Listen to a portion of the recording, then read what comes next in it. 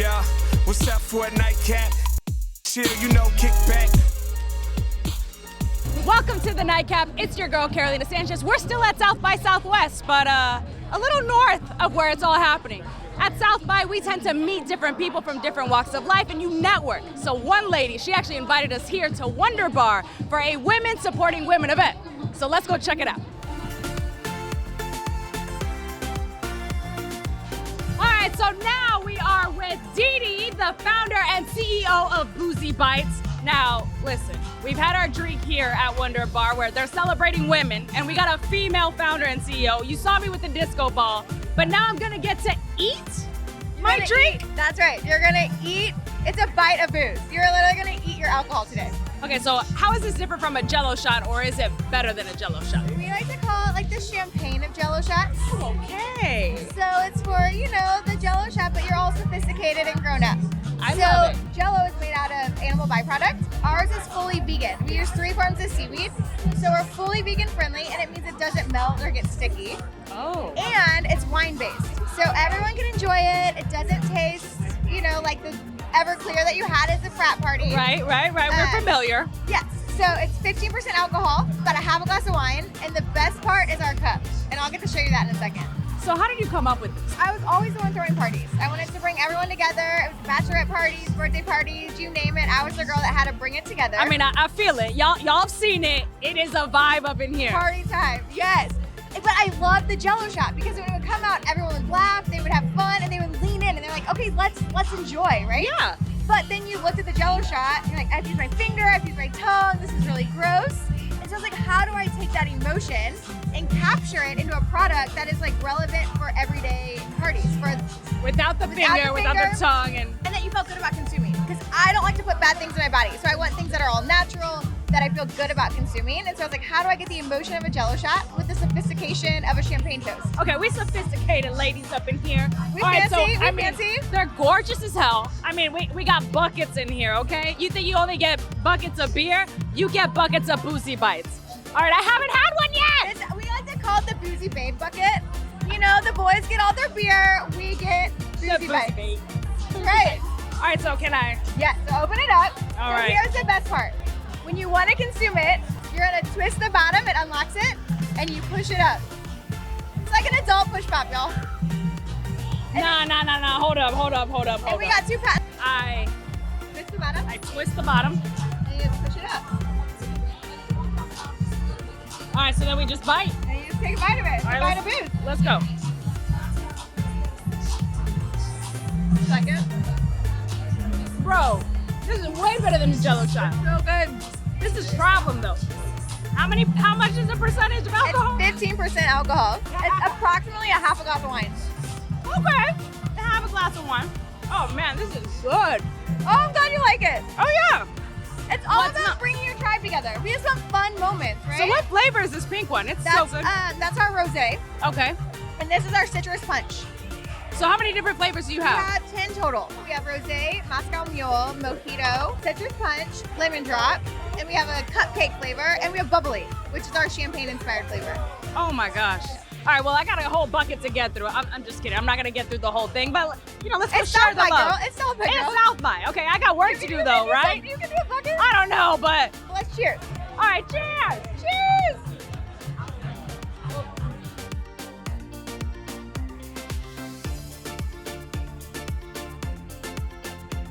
And one of the women who's being showcased here is Jess Goldsmith. She's an author, and you have a new book that you're promoting. What is it? Yeah, it's called Women of Type. I run a community online that showcases the typography and lettering work of women and non-binary artists all over the world.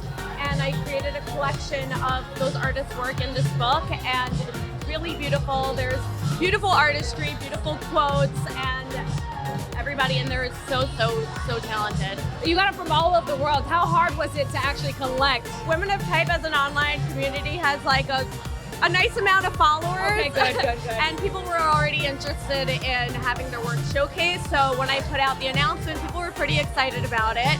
And I ended up getting almost 400 entries.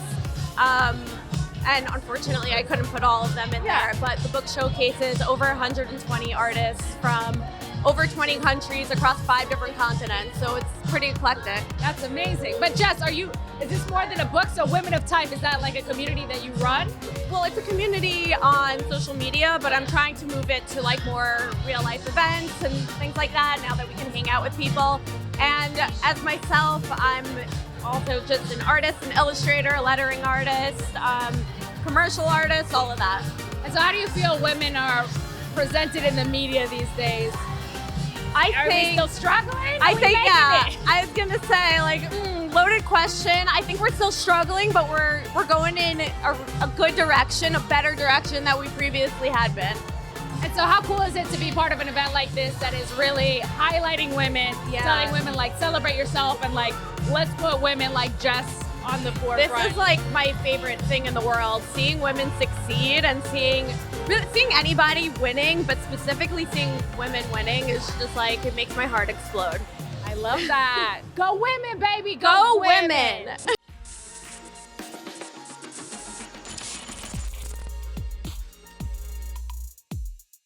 Welcome back to the Nightcap. We're still here at South by Southwest, and it is March, so we're still celebrating women, baby.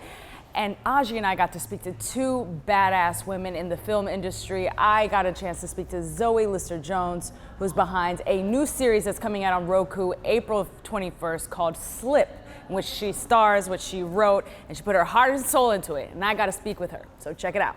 I'm being transported to other dimensions every time I orgasm.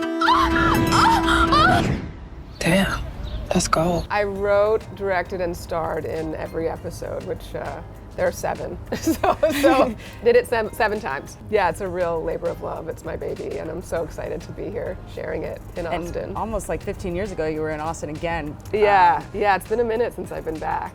Now, this labor of love, I mean, I've seen what you've said so far, which is, it's a lot of you. It's very, very personal. It makes you emotional. What exactly of yourself are you showing or diving into?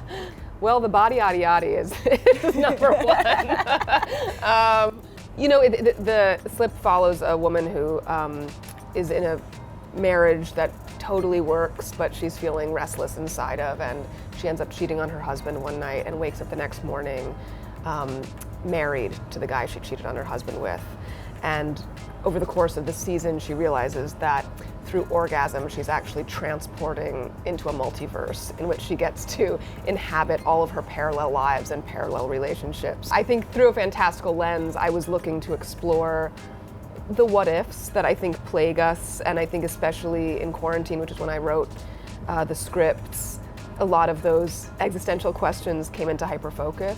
The paths we didn't take, the paths we could have taken, the fantasies that we were sort of like living in order to make it through our days, the monotony of our days. And I think just that idea of like the grass always being greener and trying to figure out how to ultimately achieve happiness or presence of mind is the journey that she goes on. Sort of finding a sense of home and safety within oneself without always looking outwards or towards another person to find that. So what are you hoping people get out of it when they're going through this series? I'm sure they're gonna binge it. I hope so.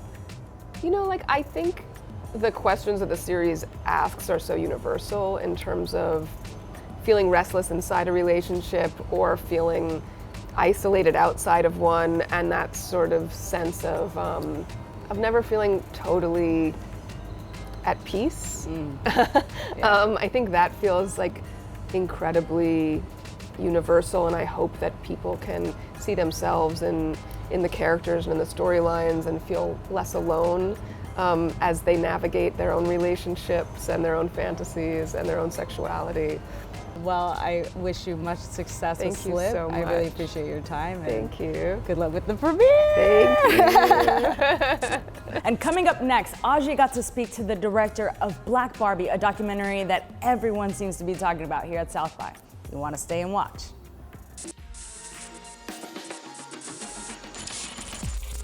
The Nightcap at South by Southwest will be right back.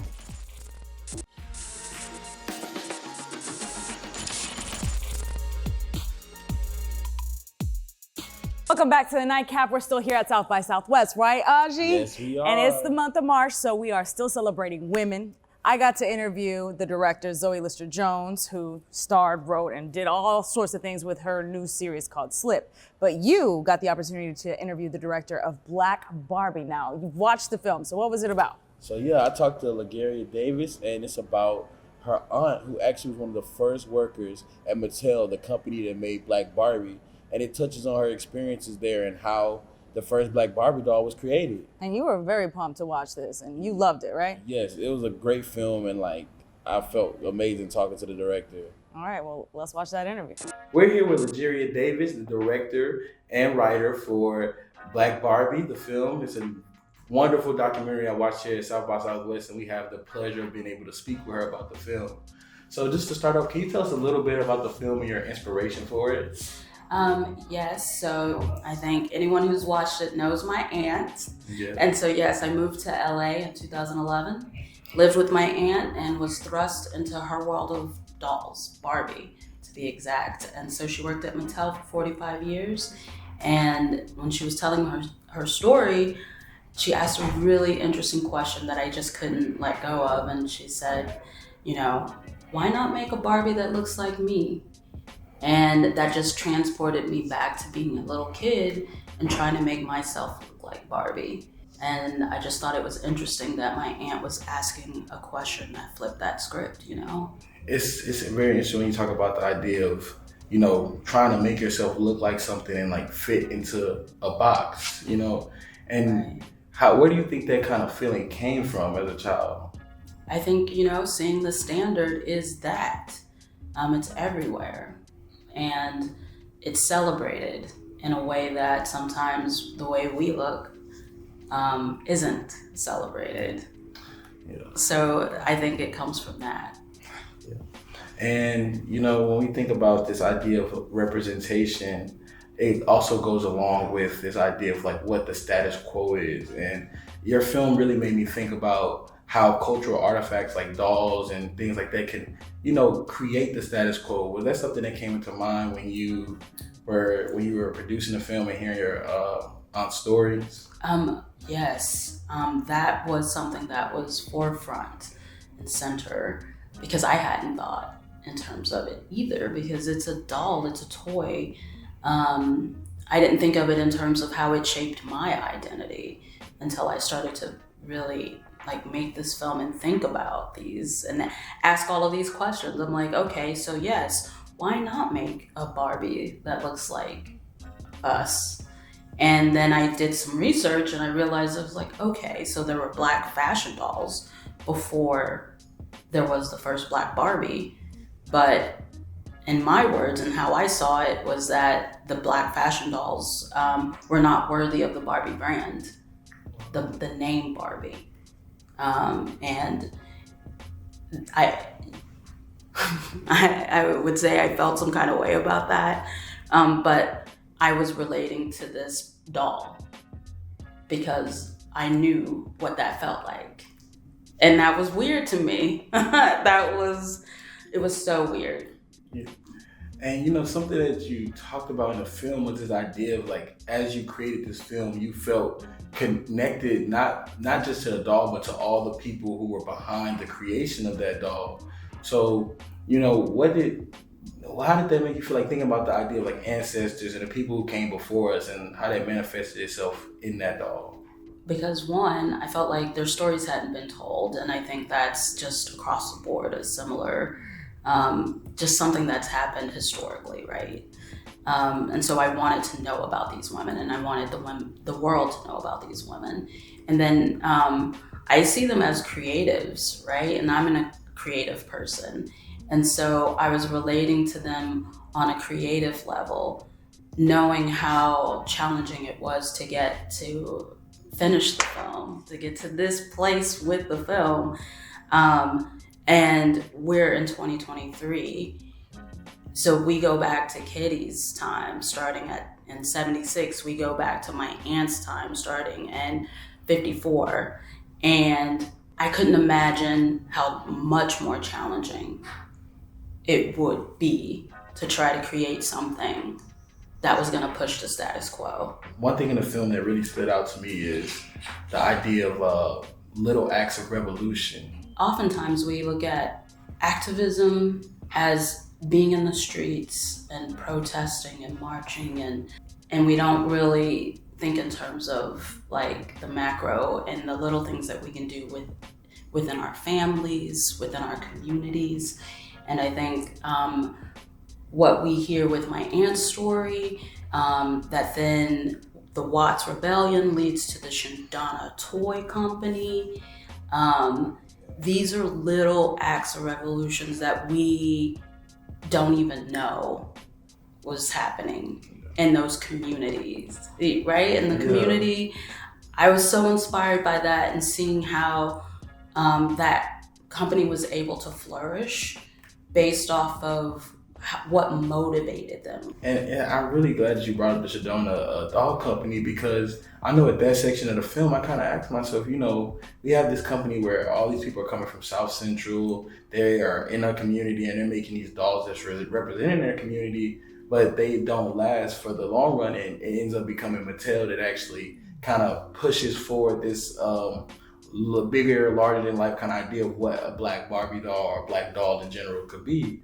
I know that my lens it's through my gaze, and it's my story kind of driving the curiosity.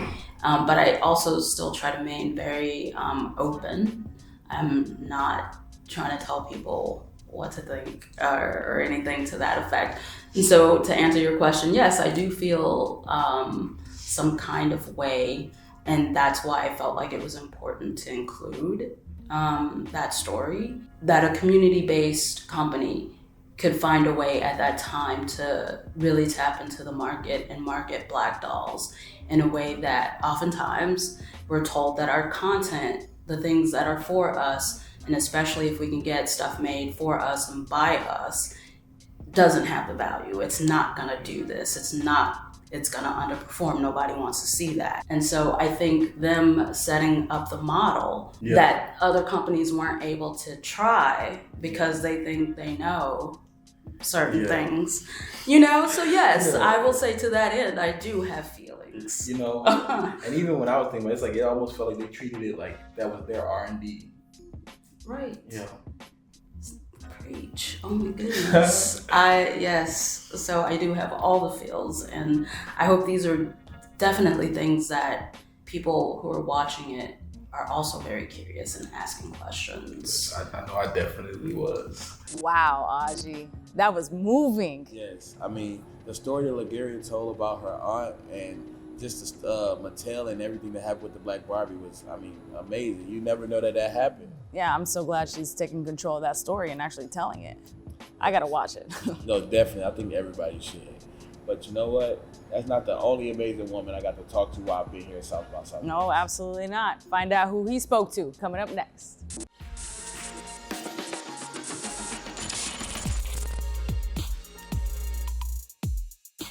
Welcome back to the Nightcap. We've been celebrating dope-ass women here at South by Southwest, and Aji got to speak to a friend of the Nightcap. Check it out. That's right, Carolina. We're here with Aparna from Indian Matchmaking, a good friend of the show. But today we're actually going to be talking about her new book. She's Unlikable and Other Lies That Bring Women Down. It's a memoir. So can you tell us a little bit about your process writing the book? Like, was it something that you enjoy writing about your life and really getting to put that on a page? Yeah, for me it was really important to tell my story and to tell it authentically. I know that Netflix did a great edited version of my life, but I wanted to share with my viewers and my fans all the trials and tribulations I went to, the resilience and the grit that I built, and I wanted to share my personal points of my life with them. Yeah, and you know, it's Women's History Month, and you know, I feel like a lot of times the story that you did write, you wanted to use it to inspire women. So like, how, during your process of writing the book, how did you think about putting your shoes in other women and like writing something that would be inspirational for them? I really wanted to take my experiences and make sure that it related to them. So I write about my home being lost in Hurricane Harvey. I understand that 90% of the people that read this book or more won't lose their home in a hurricane. I hope they don't. But we will all lose something. So I asked them to reflect on loss in their life. Who did they become when they lost things? What did they build from that loss? And that way I hope that the reader that was reading it, mostly, I'm assuming a woman, actually reflected on her own life through my stories. And did you learn anything like through this process? Like, what is some lessons that you learned yourself writing this book? I think what what writing does is allows you to process in a way that you've never processed before. I thought I had lived the experience, so that was enough. But when I had to actually explain it to a stranger, a reader, I was like, wow, I really had to dig deep. What was I feeling? What was the temperature in that room? What was I listening to? Like, all the senses had to come involved. It was really hard, but it was really healing. And you talk about like that idea of healing. What does healing look like for you, especially through this process of writing this book and going through some really, you know, some of the hard things that you went through in life, and also some of like your triumphs in life? Yeah, healing is really about living your authentic life, and if you're doing that consistently every day, you are healing. That is an ongoing process. It's not something you have to sit down and do every day. You do it by living your life. Thank you so much. Thank you so much. Well, cheers to all the badass women here at South by Southwest and around the world. But the fun here at South by continues, baby. We still got Thursday and Friday. And I know you want to see all the fun we have, and so you better stay tuned tomorrow. Cheers.